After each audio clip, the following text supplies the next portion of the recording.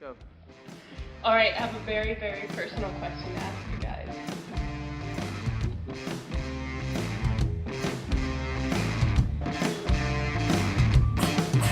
Maybe you love me, maybe you've given your heart, maybe you hold me in a higher regard, maybe you told me I was in the dark, but in the end, it wasn't our start. It's you, and every time you're going out, I'm coming in while you wander around.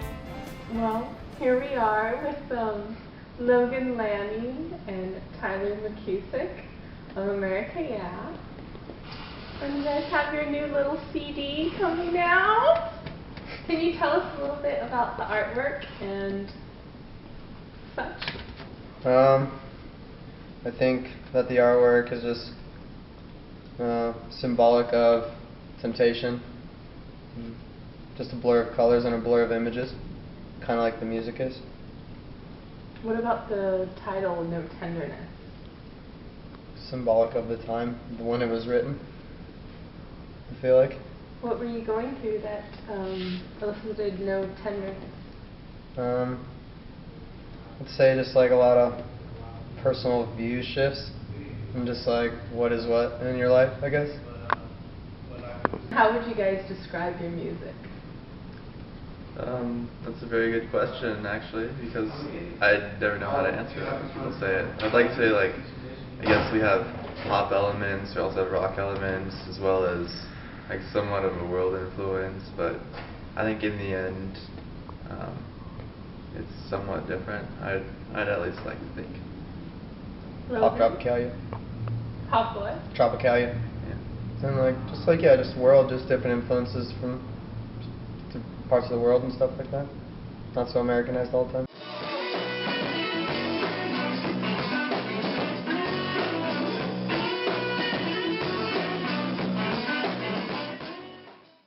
Who are your influences, specific albums? Are you talking like No Tenderness or now? Both. I'd say for No Tenderness, a lot of the influence for me came from like David Bowie's like Aladdin Sane, and David Bowie's Low, and T-Rex's Tanks, and just a lot of like the early '70s stuff, like a lot of Elton John, and a lot of like Beach Boys stuff. And I don't know, just cool. Like '70s radio was really cool actually. So that's kind of like where it came from. All pop hits. Yes. Like we're still trying to keep like elements of what we've had, but we're also like developing into newer directions, and like we've been listening to like a lot more African stuff, and like King Sunny Aid for me particularly, just like Nigerian juju music.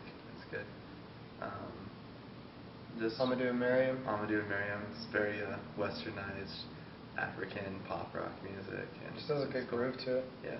And just Pretty- like, even a lot of Bjork too, to be honest with you. Just like a lot more like I guess like a good variation of like more structured world pop, like that we feel we are, and also like things that lack structure as well, like Bjork, and like a lot of like classical stuff and compositions that Tyler and Leland bring to the table. I don't know. I think like when you're a band that's like as new as like our band was, and like the way that our band was put together, it just kind of was like a collective, because it was just like, it just sort of happened, So I think like No Tenderness just sort of happened, and that's like what that is. And I think that, like the spontaneity of being in a band and like being new with each other and everything's fresh, that's like what No Tenderness is. And that's why it's kind of all over the place and stuff like that, is because you're just getting used to each other being in a band together, And like Tyler said, like they came into the process while a lot of the songs were already written, But, they each, like, everybody, Chad, Leland, and Tyler and Dan, like, all wrote their own parts for the songs, So it's just like, I think the muse would just be being in a band together. Because, like, I mean, we all had different influences and stuff, and that comes, like, sort of gets thrown into the pot and stuff like that. But for the majority, it just seems like it's playing with each other. How about lyrically? What was the muse further? I think that it's just, just the same as like No Tenderness. It's just like going through a lot of like interpersonal relationships and just like, not knowing what you feel or I don't know, just not like, a lot of confusion, to be honest with you. And I think it's representative in the music and stuff like that and stuff, and how things change thematically throughout the album and even throughout each song, so.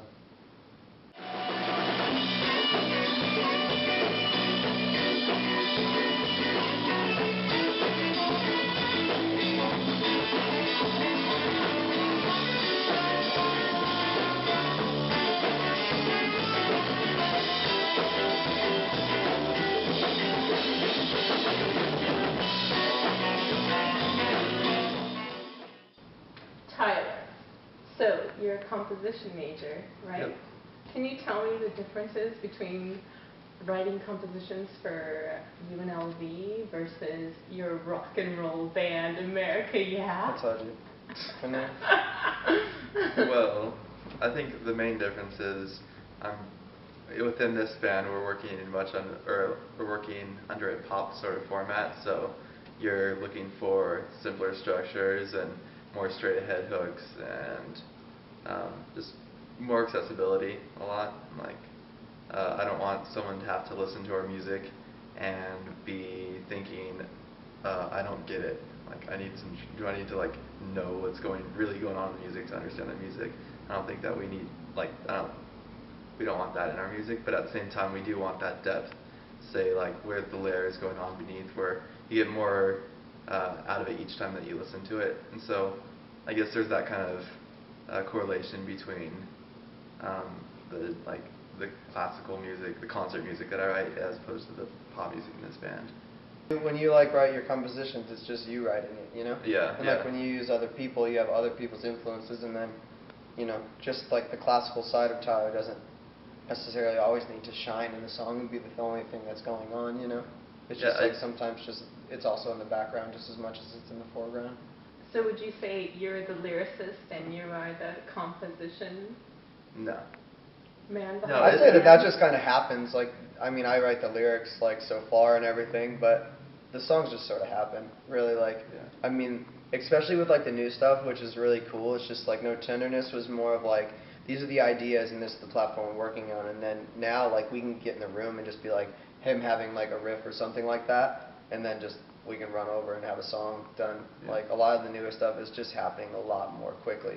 And granted, we'll probably go back and like go through and fine tooth everything before we record again. But it's just like for right now, like a lot of things are happening in real time, like while we're practicing and stuff like that. So. Yeah. I find that like each of our songs have been like kind of created in a different way since No Tenderness. Completely. Like completely. Like whether it's like I'll come in with a bunch of with some ideas and like have a pretty good idea of what the song should be, or someone else will come and do that, or it could be like Logan was saying, like we just kind of are working it at the time. It's more spontaneous.